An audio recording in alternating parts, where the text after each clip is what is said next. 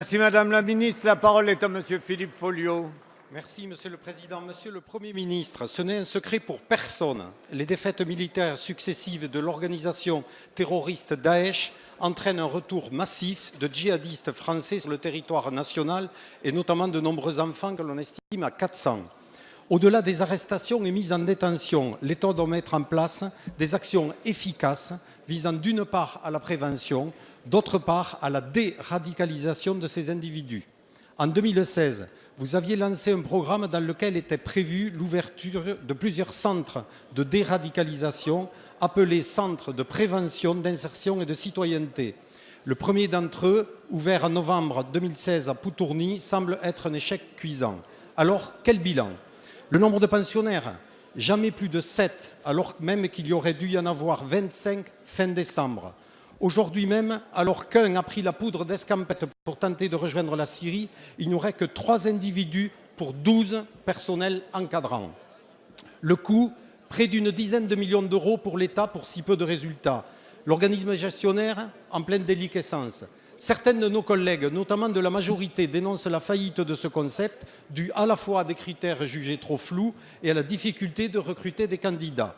Si malgré tout le gouvernement s'entête à cette expérimentation, la défiance et les tensions sur place sont maximales, à tel point que certains parleraient déjà de fermeture. Ainsi, Monsieur le Premier ministre, quelle est très concrètement aujourd'hui la situation du centre de Poutourny et plus généralement du programme dans lequel il se place? L'ensemble des financements mis à disposition des associations et des centres publics ont-ils été utilisés de manière efficace et transparente? La nouvelle direction du CIPDR et la déliquescence de ce service qui gère cette politique pose problème. La France, qui fait cavalier seul en Europe, obtient-elle de meilleurs résultats que ses voisins? Si la parole est à Monsieur Bruno Le Roux, ministre de l'Intérieur. Oui, Monsieur le député Folliot, c'est un problème particulièrement important et vous permettrez que j'essaye de vous répondre très précisément à votre question. D'abord, je voudrais rappeler, vous avez dit 2016. Non, c'est au printemps 2014 que Bernard Cazeneuve, sous l'autorité de Manuel Valls, Premier ministre, a mis en place un plan qui se décline en 4 objectifs pour lutter contre la déradicalisation, pour faire la déradicalisation et donc lutter contre ce phénomène que nous connaissons, pas simplement par le retour de ceux qui sont aujourd'hui sur les théâtres d'opération, mais par ceux qui sont aujourd'hui aussi dans notre pays. Et c'est pour cela qu'il faut être particulièrement précis. Quels étaient ces 4 objectifs? D'abord, la détection des comportements et des situations à risque par un numéro vert et par la mise en place du Centre national de prévention de la radicalisation.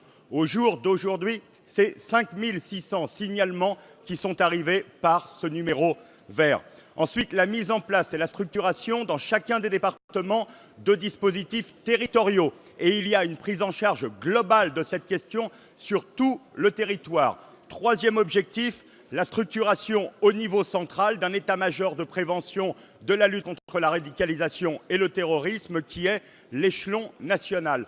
Enfin, une professionnalisation de la filière dont le centre de Poutourny n'est qu'une des expérimentations. Il s'en mène de nombreuses sur le territoire parce que tout comme vous, nous ne sommes pas sûrs aujourd'hui de la prise en charge qu'il convient de faire sur ce genre de radicalisation et qu'il convient de travailler avec des équipes pluridisciplinaires, avec des responsables religieux qui peuvent intervenir, qui peuvent travailler à nos côtés dans le cadre républicain. Donc je vous confirme que nous ferons une évaluation précise à la fin de l'année scolaire de tous ces centres. J'ajoute que dans celui que vous me citez, aucun de ceux qui y étaient n'a posé le moindre problème au niveau local et c'est pour ça que je continuerai à défendre cette expérimentation.